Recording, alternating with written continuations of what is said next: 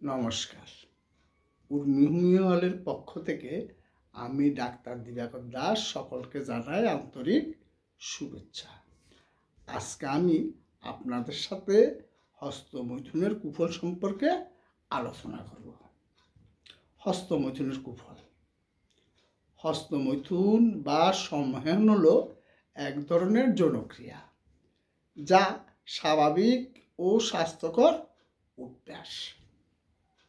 শুধু যৌনসুখ লাভ নয়, মানসিক দুশ্চিন্তা কমানো থেকে শুরু করে হরমোনের ভারসাম্য বজায় সহ নানা উপকারী দিক রয়েছে হস্তমৈথুনের। নিয়মিত হস্তমৈথুনের ফলে প্রোস্টেট ক্যান্সারের ঝুঁকি কমে এবং প্রোস্টেট সংক্রান্ত অন্যান্য সমস্যাও কমে। কিন্তু যেমন কোনো কিছুই বেশি ভালো নয়, তেমনই অতিরিক্ত হস্তমৈথুনেরও খারাপ দিক রয়েছে। শারীরবৃত্তীয় ও মানসিক স্বাস্থ্যে অতিরিক্ত হস্তমৈথুনের ক্ষতিকারক প্রভাব পরোক্ষভাবে সন্তানহীনতার সমস্যা ডেকে আনতে পারে। অতিরিক্ত হস্তমৈথুনের ক্ষতিকর দিকগুলির পাশাপাশি এটি কীভাবে সন্তান উৎপাদনের ক্ষমতায় প্রভাব ফেলে তা নিয়ে বিস্তারিত আলোচনা করা হলো। অতিরিক্ত হস্তমৈথুন কাকে বলে? হস্তমৈথুন বা সম্মোহন হলো এক ধরনের কাম উদ্দীপক প্রক্রিয়া। সুখদায়ক এবং এই কাজটিতে অনেক সময় আসক্ত হয়ে পড়ে লোকজন।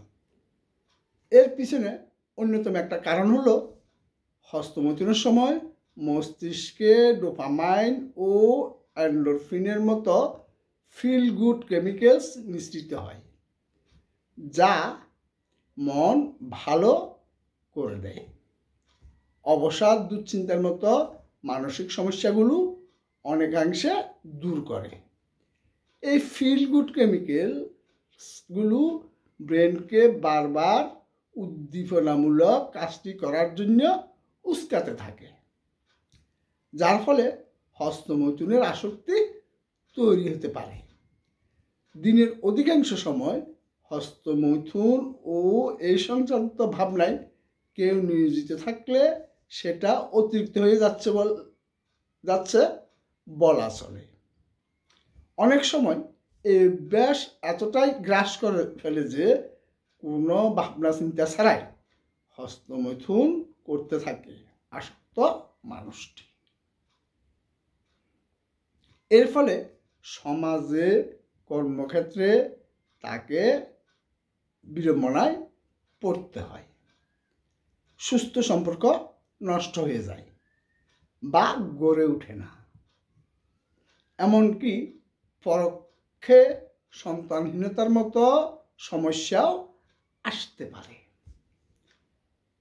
অতিরিক্ত হস্তমৈথুনের ক্ষতিকর প্রভাব। অতিরিক্ত হস্তমৈথুনের ফলে এই সমস্যাগুলি হতে পারে: ব্রেনে অতি উদ্দীপনা, এন্ডোরফিন ও ডোপামাইনের উপর অতি নির্ভরতা, যৌনাঙ্গে নমনীয়তা ও ফুলাভাব, গোপনাঙ্গের সংবেদনশীলতা কমে যায়, অপরাধবোধ ও লজ্জা, ধৈর্য ও মনোনিবেশ কমে যাওয়া, পর্নোছবি দেখার আসক্তি জন্মায়, অসামাজিক ব্যবহার, সমাজে মিশতে না পারা, সুস্থ সম্পর্ক নষ্ট করে ফেলা ইত্যাদি। অতিরিক্ত হস্তমৈথুন ও মহিলাদের সন্তান ধারণের অক্ষমতা। মহিলাদের হস্তমৈথুন মহিলাদের উর্বরতার উপর কোনো নেতিবাচক প্রভাব ফেলে না। প্রকৃতপক্ষে গবেষণায় দেখা গেছে যে হস্তমৈথুন কোনোভাবেই সংযুক্ত নয় ডিম্বস্ফোটন। পুরুষদের থেকে ভিন্ন। গর্ভধারণ প্রক্রিয়া শুরু করার জন্য মহিলাদের জন্য একটি প্রচণ্ড উত্তেজনা প্রয়োজন হয় না। এইভাবে অর্গাজমের সময় একজন মহিলা তার শরীর থেকে ডিম্বাণু বের করে না। প্রতিটি কার্যকলাপ অন্যটির থেকে স্বাধীনভাবে সঞ্চালিত হয়। মহিলাদের শরীর প্রতি মাসে একটি ডিম্ব উৎপাদন করে, যেখানে ডিম্বাশয় থেকে ফ্যালোপিয়ান টিউবে চলে যায় নিষিক্তকরণের জন্য। ডিম্বস্ফোটনের 12 থেকে 24 ঘন্টার মধ্যে যদি ডিম্বাণু শুক্রাণু পায়, তবে মহিলার সফল গর্ভধারণের উচ্চ সম্ভাবনা রয়েছে। যদি এই সময়ের মধ্যে কোনো নিষেক না হয়, তাহলে ডিম্বাণু জরায়ুর আস্তরণে নেমে আসে, যা প্রতি মাসে মাসিকের সময় বের হয়। সুতরাং মহিলারা বন্ধ্যাত্ব হওয়ার